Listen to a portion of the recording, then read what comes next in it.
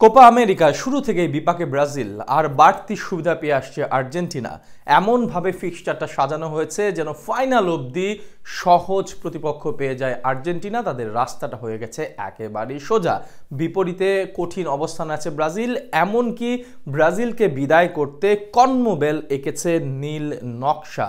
তবে কি কোয়ার্টার ফাইনালে উরুগুয়ের বিপক্ষেই থেমে যাচ্ছে ব্রাজিলের কোপা আমেরিকার যাত্রা? কি সেই নীল নকশা? বিস্তারিত জানবো রিপোর্ট। মনে আছে কাতার বিশ্বকাপ কোয়ার্টার ফাইনালে মরক্কোর কাছে পরাজয়ের পর কি বলেছিলেন পেপে? নিজেদের হারের দায়ভার চাপিয়েছিলেন আর্জেন্টিনার উপর। তিনি মনে করেন বিশ্বকাপটা মেসিকে দেওয়ার পরিকল্পনা রয়েছে তাদের, আর সে কারণেই একজন আর্জেন্টাইন রেফারি দেয়া হয়েছে সেই ম্যাচে, যার নাম ফাকুন্দো টেও। শুধু তাই নয়, সেই ম্যাচে দুজন সহকারী রেফারিও ছিলেন আর্জেন্টাইন, আর সে কারণেই ক্ষিপ্ত ছিলেন পেপে। তার কাছে মনে হয়েছিল সেই ম্যাচে একের পর এক ভুল সিদ্ধান্ত দেয়া হয়েছে তাদের বিরুদ্ধে। পুরো ম্যাচ জুড়ে তারা টপে থাকলেও রেফারির কারণেই হেরে যায় তারা। এবার ব্রাজিলও হয়তো একই প্রস্তুতি নিতে পারে যদি পরের ম্যাচে হেরে যায় 9 বারের চ্যাম্পিয়নরা।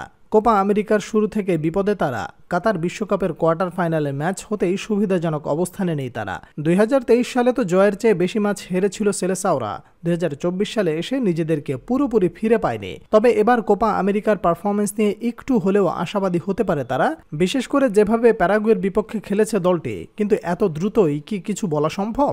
এবার কোপা আমেরিকার আসরে এমনভাবে গ্রুপ সাজানো হয়েছে যাতে ব্রাজিলের ভাগ্যে বিপদ থাকে পুরো আসর জুড়ে। অন্যদিকে ফাইনালের আগে আর্জেন্টিনার কপালে নেই কঠিন কোনো দল। এ ও বি গ্রুপের একমাত্র শিরোপার দাবিদার দল 15 বারের চ্যাম্পিয়নরা। অন্যদিকে সি ও ডি গ্রুপে আছে ব্রাজিল, কলম্বিয়া ও উরুগুয়ের মতো শক্তিশালী প্রতিপক্ষ। পূর্ব নির্ধারিত ফিক্সচার অনুযায়ী প্রথম 2 গ্রুপ থেকে এক দল যাবে ফাইনালে, আর পরের 2 গ্রুপ হতে আরেক দল যাবে ফাইনালে।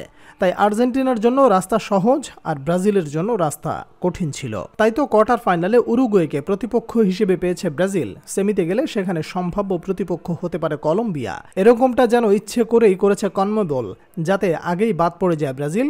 এবার তাদেরকে বাদ করতে যেন দাবার চাল চেলেছে কনমেবল। আগামীকাল ভোর 7টায় মুখোমুখি হতে যাচ্ছে তারা উরুগুয়ের বিপক্ষে। এই ম্যাচে রেফারির দায়িত্ব দেওয়া হয়েছে ডেরিও হেরেইরাকে। তিনি আবার একজন আর্জেন্টাইন। এটা জানার পর একটু হলেও বুকে ভয় জমার কথা ব্রাজিল সমর্থকদের, কারণ গ্রুপ পর্বের শেষ ম্যাচে যা হয়েছিল তাদের বিপক্ষে। নিশ্চিত একটি পেনাল্টি বাতিল করেন রেফারি, এরপর তো ক্ষমা চেয়েছে কনমেবল। এরপর নির্ধারিত সময় শেষ হয়ে যাওয়ার পর কর্নার পেয়েছিল ব্রাজিল। স্বাভাবিকভাবেই সেখানে সম্ভাবনা থাকে যে কোনো কিছু ঘটার, অথচ সেটা নেয়ার আগেই খেলা শেষ করেন রেফারি।